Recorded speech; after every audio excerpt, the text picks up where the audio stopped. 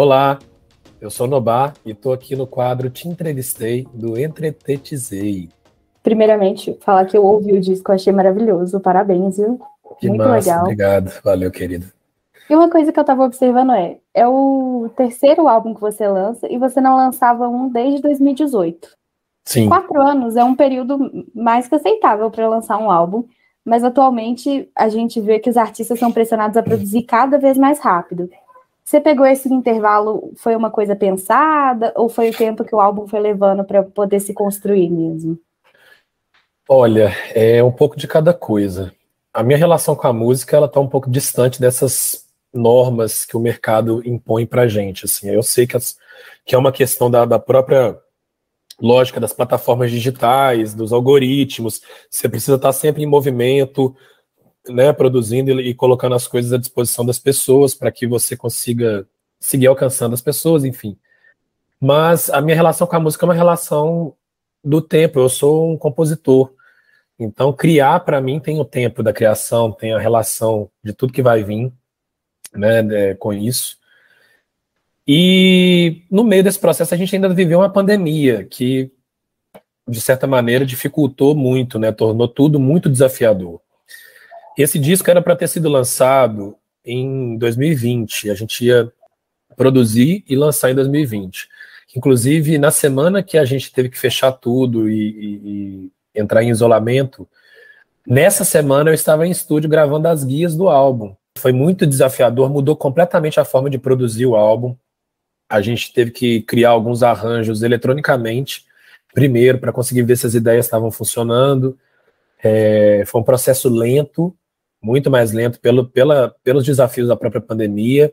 Quando a gente conseguiu ir ao estúdio, foi difícil também, porque ainda a gente estava lá em agosto de 2020, então a gente teve que ir com muito cuidado, muita cautela, músico e musicista por vez, para a gente conseguir fazer as coisas com segurança.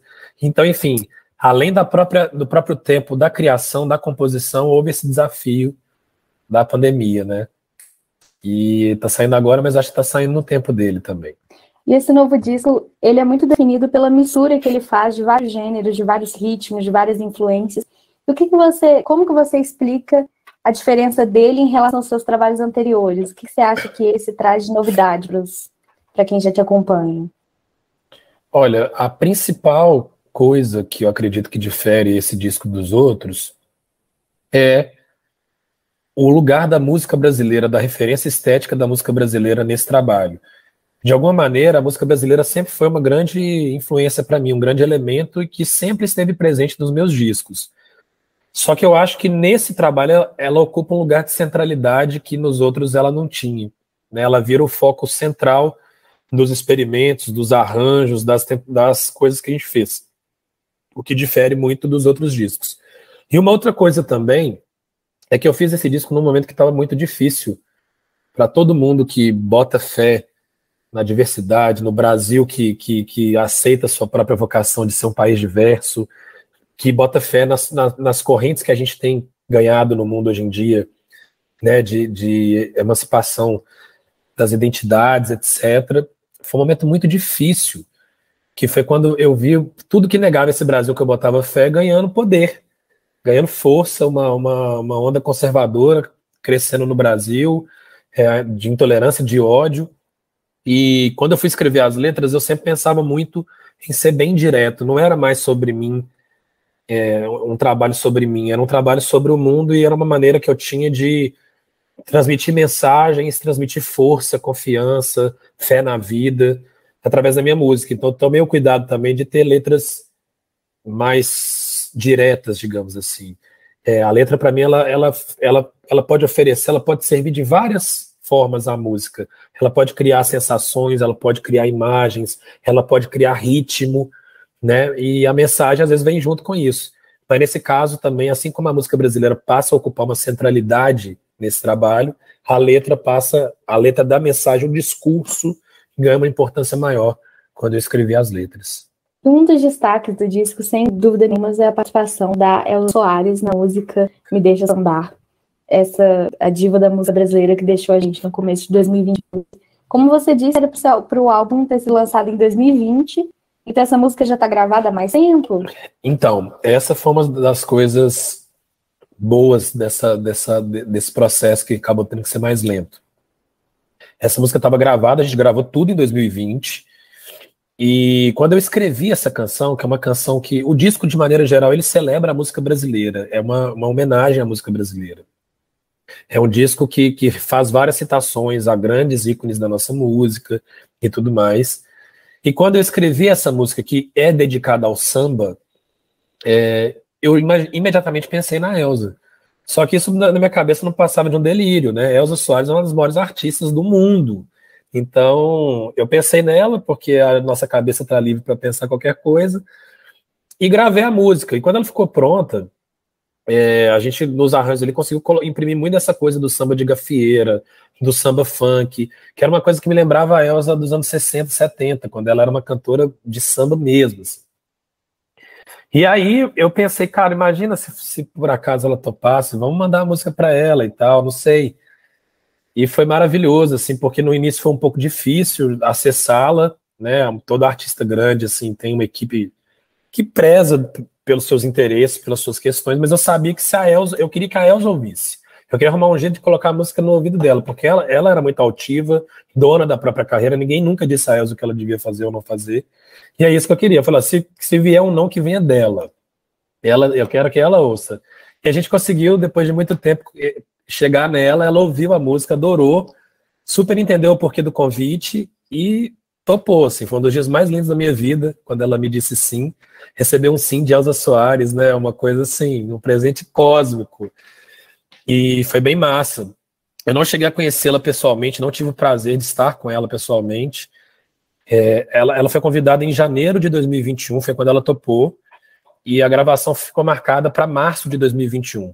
A princípio eu ia para o Rio para acompanhar as gravações com ela me convidou, porém, março de 2021 foi aquele período muito difícil de pandemia, que a coisa se agravou muito, né, no Brasil. E aí a gente, em comum acordo, achou mais seguro que fizéssemos isso à distância.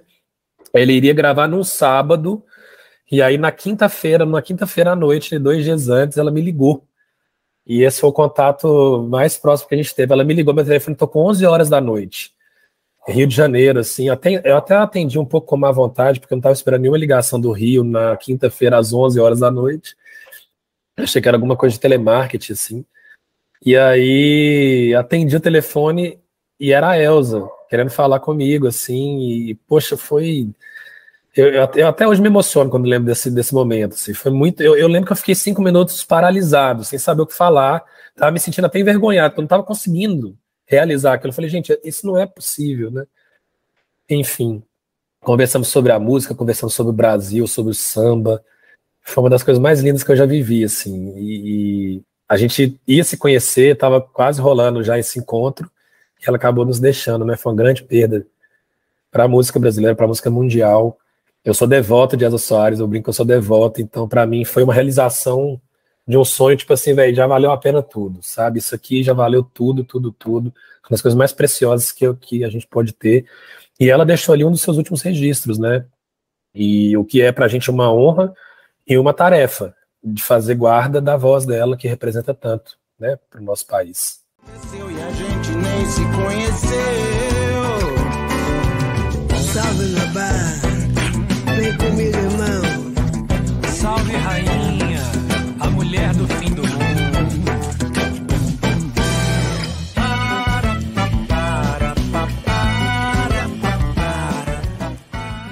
E falando dos clipes do disco, tem 3 clipes com Meninerê, Me Deixe Sambar e Aqueles Homens. Isso. Que os 3 videoclipes, você explicou que eles têm uma continuidade. Uhum. Eles têm até pistas. Um tem uma pista do que vai vir no próximo, então é bem legal. E você, como é que você escolheu essas músicas especificamente do repertório do álbum para ganharem os clipes? Olha, eu pensei, foram 2 coisas que me fizeram escolher essas 3. Assim, a primeira delas era o fato de que essas 3 músicas, inclusive elas são sequenciadas no próprio disco, elas são a 2ª, 3ª e 4ª faixa do álbum. Mas eu achava que elas representavam a diversidade do disco, assim, no sentido estético e no sentido discursivo, né? A gente tem Meninerê, uma música que fala muito sobre ancestralidade, sobre a história que a gente tem, né? Nosso vínculo com a fé, com a terra, com a coisa toda. Me Deixa Sambar é uma música já bem urbana, fala de uma realidade, é um grito de liberdade, é uma vontade de fazer as coisas acontecerem com o nosso próprio desejo, né? Sem que ninguém nos diga o que fazer e tal. E Aqueles Homens é uma música que fala muito sobre essa observação de um homem, né, que assim se reconhece pelo universo feminino, pela energia feminina, que também mora aqui, mas que se constrói, se estabelece em outros corpos, e a vontade de se aproximar disso, ao mesmo tempo entendendo aquilo que eu não vou acessar, mas com muito interesse em estabelecer essa conexão. Então eram duas coisas que eu falei, poxa, essas três defendem uma ideia geral do disco. E quando a gente foi escrever os roteiros, eu queria que fosse protagonizado por mulheres, e a gente tem 3 artistas, né? A Raíssa Medeiros foi a protagonista de Meninerê, a Raquel Cabaneco, que é uma grande dançarina, foi a protagonista de Me Deixa Sambar, e a Mariana Cavanelas, que participou cantando também da música, foi a protagonista em Aqueles Homens. A diretora a dos 2 primeiros clipes foi a Natasha Vassou, que é uma super querida, grande artista lá de BH, e o terceiro clipe foi dirigido pelo Thiago Tereza, que é um parceiro, um grande irmão antigo também, de longa jornada, e a gente percebeu que esse trajeto seria muito bem contado se fosse protagonizado por uma personagem que fosse representada em momentos diferentes da vida, é como se fosse a mesma personagem em momentos diferentes da sua vida, né? Ali na Menina Herê, ela tá saindo de casa, ela tá querendo ganhar o mundo, ela tá pedindo a bênção para ir para a vida e se jogar na estrada. Em Me Deixa Sambar, ela já está numa cidade grande ali, vivendo a rotina maçante do trabalho, querendo viver a liberdade do corpo e tal. E Aqueles Homens é aquela coisa já de uma certa maturidade, de um certo olhar, uma vontade de... né, uma coisa mais assentada, mais madura mesmo. E aí foi isso que nos norteou assim, nessas escolhas. Ficou uma história muito legal, os 3 clipes juntos. E a gente pode esperar que mais faixas do disco ganhem esses registros audiovisuais? Com certeza. Esse disco, inclusive, ele nasceu, o projeto original dele era para ser um álbum visual. Então a gente teria clipes para todas as faixas. Só que, infelizmente, isso não foi possível. A produção audiovisual é uma coisa muito cara, e a ideia é fazer um grande filme, né, que vai ser contado pelos clipes, assim, com vários episódios. Mas é certo que vai ter Beira do Mar, que é a faixa foco do lançamento, inclusive. Ela ganhou um clipe que deve ser lançado no segundo semestre.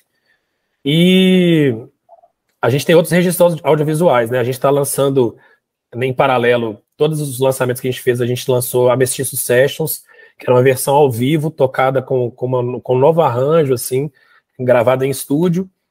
E em setembro também a gente lança um vídeo lindo, tocando ao vivo a música Jovem, com participação do Curumim, que vai sair pelo Festival Palco Ultra, que promoveu esses encontros e tal.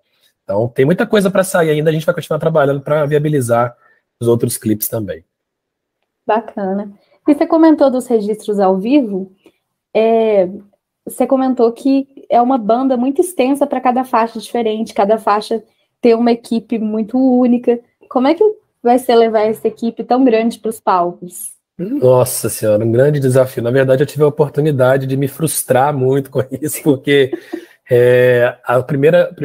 eu ganhei um festival em Uberlândia com a música Meninerê e tive que defender essa música ao vivo. Aí foi a primeira vez que eu fui tocar esse disco ao vivo. Aí montei uma formação com a Débora Costa, que foi a percussionista do disco todo, o Adriano Campanhino, que era nosso baixista, e o Egler Bruno, que era nosso guitarrista. Fiz uma formação reduzida. Mas eu não gostei, assim, sabe? O disco tinha muito elemento, eu falei, pô, eu tô sentindo falta de muita coisa. Aí depois eu fui pro Palco Ultra, que é esse festival que vai lançar a faixa do Curumim, com o Curumim, e aí eu levei a banda completa, foi naipe de metais, tudo, assim, percussão, piano, só que assim, cara, aí foi nítido que eu não vou conseguir circular com essa banda gigante. E aí, enfim, a gente foi convidado para lançar o disco no Marte Festival, que é um festival incrível em Ouro Preto, e já temos uma data na Autêntica, em Belo Horizonte, com a Tulipa Ruiz, para lançar também lá. E aí, eu tive que montar uma banda, e enfim, eu cheguei na formação que eu quero. Que eu chamei o Brandu Alves, que é um grande artista da música eletrônica, assim, e ele conseguiu trazer os elementos de uma forma estética, os elementos que não estarão no palco por instrumentistas.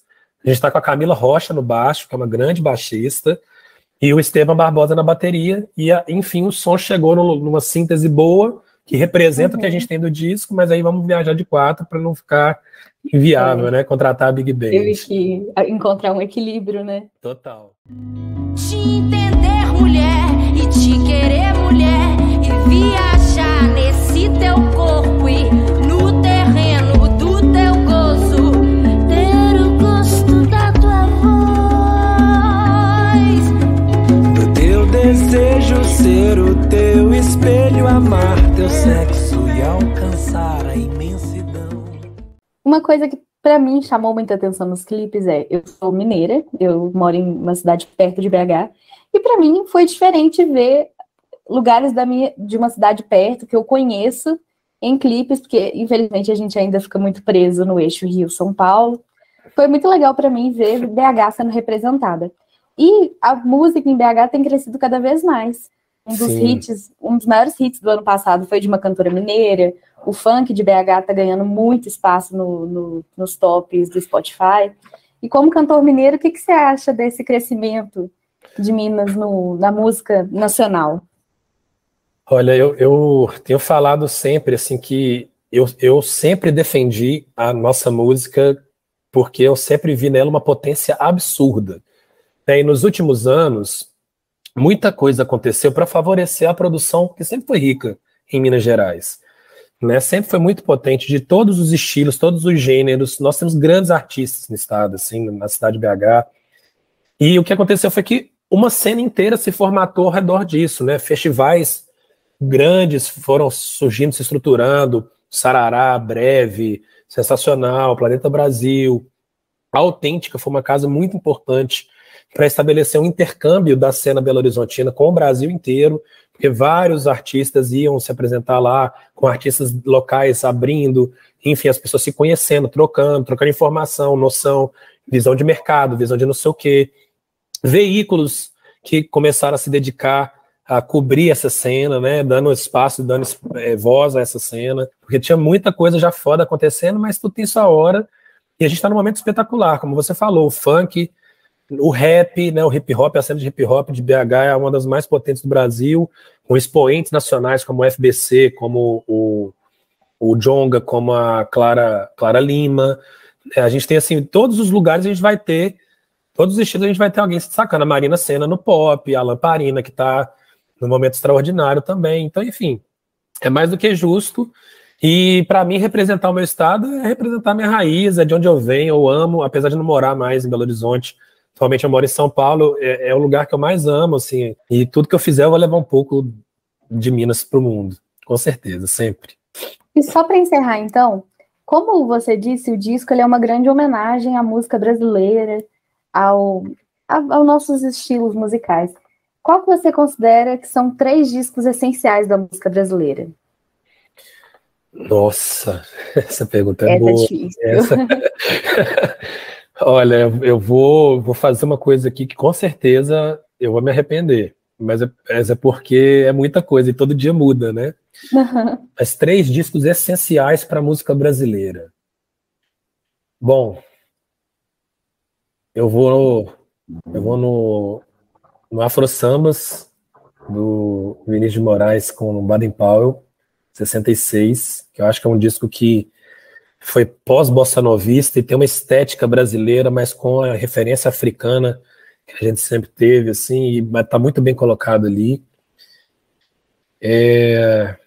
Eu vou no Estrangeiro, do Caetano, que eu acho que é um disco de 89, que para mim tem uma importância absurda pelo fato de ser um disco extremamente inspirado e muito bem feito. A música brasileira chega no auge da produção, assim, foi um disco que foi mixado e masterizado em Los Angeles, e eu lembro que o som desse disco me chama muita atenção. E por fim, A Mulher do Fim do Mundo, da Elza Soares, que tem que constar nessa lista, no alto dos seus quase 90 anos ali naquela altura, em 2015, fazer um disco daquele é um negócio extraordinário, né? Você pensar, assim, a potência que aquela mulher foi, tudo que ela venceu, tudo que ela superou na vida, e chegar naquela altura, naquela idade, com um disco tão incrível quanto aquele, Eu acho que são os 3 discos assim, que hoje eu colocaria numa prateleira principal.